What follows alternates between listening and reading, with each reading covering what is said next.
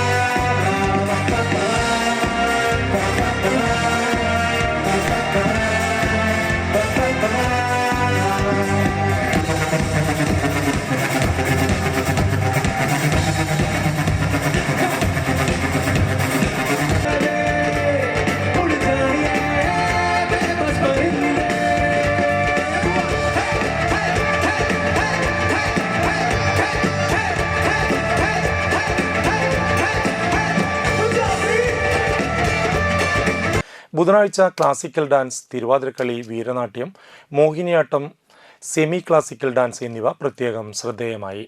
ക്ഷേത്ര മതിൽക്കെട്ടിന് പുറത്ത് പ്രത്യേകം സജ്ജമാക്കിയ സ്റ്റേജിലാണ് ജനുവരി 1, 2 തീയതികളിലെ വൈകിട്ട് 4 മണിക്ക് ശേഷമുള്ള സംഗീതോത്സവ കലാപരിപാടികൾ നടക്കുക.